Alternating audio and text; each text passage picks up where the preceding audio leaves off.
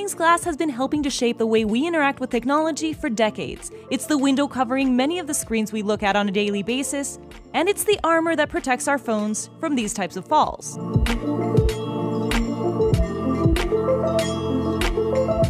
As technology has evolved, the glass has had to evolve right alongside with it. And though the use cases may have changed, the one thing that remains the same is that the display is still one of the first things that users are interacting with. So today, we're here to see how the glass itself is helping shape the next generation of devices. We took a trip to Corning's headquarters in New York to find out what the makers of Gorilla Glass are cooking up next.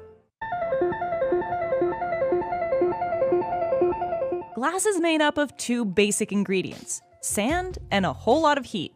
But add anything else to the mix, and you're left with a totally different type of glass. In fact, even changing the baking temperature or the cooling time can drastically alter its properties. If you think about all the dimensions of glass, its optics, its chemical composition, its physical properties, its electromagnetic properties, we're learning how to control all of those in incredibly precise ways. This is Corning's test kitchen, where new glass recipes are baked at temperatures of over 1,000 degrees Celsius, hotter than molten lava. Their latest recipe, ultra-thin bendable glass. As the foldable phone space heats up with companies like Samsung and Royal entering the market, Corning continues to push the envelope on how much glass can bend. To go to tight bend radius, you have to go to a glass that's much, much thinner than what you have today. And some of the glasses we have in our laboratory is thinner than the human hair. We got an early look at Corning's ultra-thin bendable glass, and though we weren't allowed to film it, this is Corning's footage of what it actually looks like. It's not their first bendable glass, but it's a lot thinner and a lot more flexible than the Willow glass they introduced a few years back. It bends to a 5mm radius, and the texture feels more like thin plastic than a sheet of glass. This glass is still in development, which means you won't find it on any foldable devices yet, but Corning is ready to start working with its customers to implement it into future designs.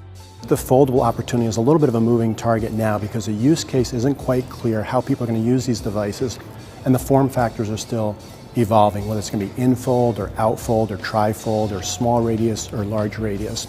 But the future of glass is not just about foldables, and it stretches well beyond phones. In fact, glass may be taking the driver's seat when it comes to automotive design. Corning has also been working on curved dashboard displays, textured glass that can mimic different car surfaces, and anti-reflective glass that will reduce glare and make fingerprints disappear.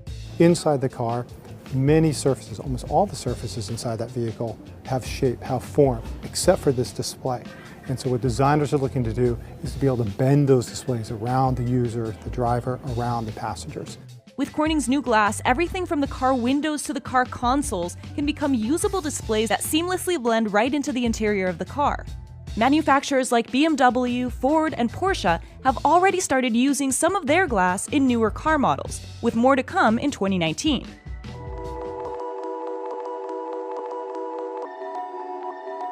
And Corning's just scratching the surface when it comes to the possibilities of glass in new technologies. So far, scientists have incorporated about 50 elements from the periodic table into silica, but essentially the entire periodic table is available, and I really think that we're just getting started. And to think about the potential of using the periodic table, think about holding the Oxford English Dictionary in your hands and how many words you can make with only 26 letters.